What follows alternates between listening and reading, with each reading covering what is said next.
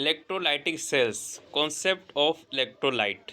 Electrolyte का concept क्या है पहले आपको ये समझाएंगे भाई, और फिर उसके बाद जनाब आपकी पेशे खिदमत में हम करेंगे इलेक्ट्रोलाइटिक सेल्स। बड़ा आसान है इलेक्ट्रोलाइट, बड़ा ही आसान है। देखें कैसे आसान है। An electrolyte consist of free moving ions and conduct electricity. Electrolyte मुश्तमिल होता है ऐसे आइंस के ऊपर जिसमें आज़ाद हों, आइन आज़ाद हों।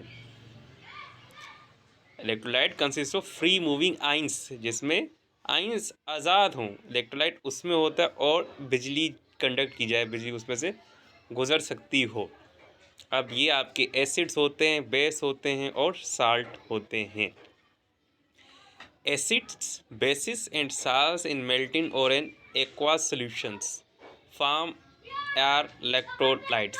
ये इलेक्ट्रोलाइट्स की यानी कि एसिड, बेस और साल्ट मिल्टिन, पिघली हुई हालत में, माया की हालत में होंगे तो इसमें से बिजली गुजरेगी और हम इसे कहेंगे कि ये इलेक्ट्रोलाइट्स हैं, यानी कि तेज़ाब, असास और नमक।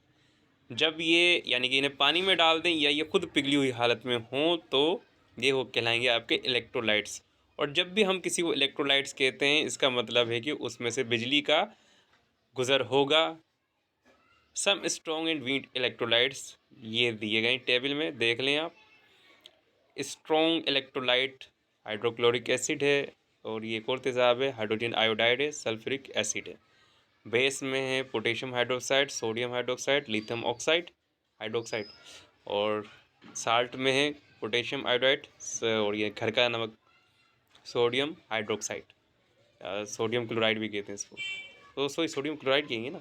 कॉपर सल्फेट, ये स्ट्रॉन्ग इलेक्ट्रोलाइट। वीक हैं ये, इसमें मुझे सिर्फ एक का नाम आ रहा है यार, ये दूसरा भी पढ़ा था याद नहीं, कार्बोनेट कहते हैं शायद, और ये एसिटिक एसिड है। फिर ये हैं लीड है। चलें समझ गए।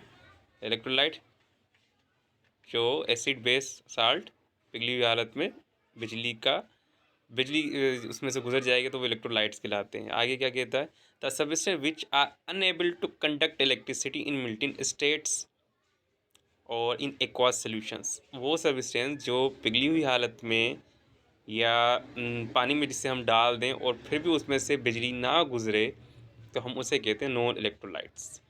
ये मिसालें हैं, बेंजीन है, ग्लूकोज है, सक्रोज है, यूरिया है, ये सारे के सारे नॉन इलेक्ट्रोलाइट्स हैं।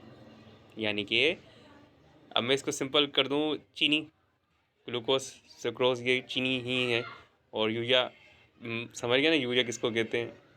यूरिया जो खाद में डालते हैं वो भी, और जो हम निकालते हैं वो भी यूरिया ही है। और बेंजीन, यानी कि ये पिघली हुई हालत में आप प्रैक्टिकल करना चाहें तो कर सकते हैं, लेकिन ख्याल रखिएगा कहीं चिपक ना जाए। ग्लूकोज यानी कि चीनी को पानी में डाल के जब उसमें से 2 तारे डालेंगे और करंट गुजारें, करंट मत गुजार देना, बैटरी को रख लेना, सेल रख लेना, उसको गुजार के देखना तो इलेक्ट्रिसिटी पास नहीं होगी। और ये एसिड नमक डाल के आप जब करेंगे किसी भी पानी में तो उसमें बिजली गुजर जाएगी। तो आपको इलेक्ट्रोलाइट का भी पता चल जाएगा और नॉन इलेक्ट्रोलाइट का भी पता चल जाएगा। उम्मीद है समझ में आ गया होगा कि इलेक्ट्रोलाइट क्या है और नॉन इलेक्ट्रोलाइट क्या है। बड़ा आसान है, जो कोई भी सब्सटेंस पानी में डालें और उसमें से बिजली गुजर जाए तो इलेक्ट्रोलाइट है, और अगर पानी में डालने पर बिजली ना गुजरे तो वो नॉन इलेक्ट्रोलाइट है।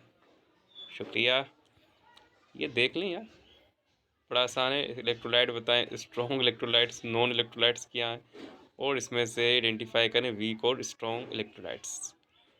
करें, चीटिंग कर लेते हैं। ये स्ट्रॉन्ग होगा हाइड्रोजन, यार सल्फ्यूरिक एसिड है ना, नहीं हाइड्रोजन क्लोराइड कहते हैं, ये एसिड ही है, नाम भूल जाओ। सोडियम हाइड्रोक्साइड ये कमज़ोर होगा, और ये भी कमज़ोर है, acetic acid. Potassium iodide strong है, और ये वीक होगा। एक और सोल्यूशन देखें क्या है, हाँ ये देखें एसिड वीक है, और ये स्ट्रॉन्ग था, यही मैंने किया था। और सोडियम हाइड्रोक्साइड स्ट्रॉन्ग है, पोटेशियम आयोडाइड भी स्ट्रॉन्ग है, H2 SO ये वीक है, और एसिटिक एसिड वीक है, मैंने पहले कह दिया था। ये मुझे बैचलर में मैंने ये वाला ना एसिटिक एसिड, ऑर्गेनिक केमिस्ट्री में पढ़ा था, नोमेनक्लेचर, नोमेनक्लेचर, बड़ी डिटेल में, बड़ा मज़ा आता है इसमें।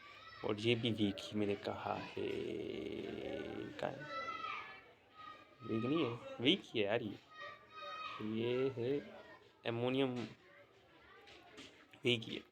तो बहरहाल ये देखें, आप इस तरह से कर सकते हैं, पढ़ सकते हैं, पढ़ा सकते हैं, बड़ा इजी है ये।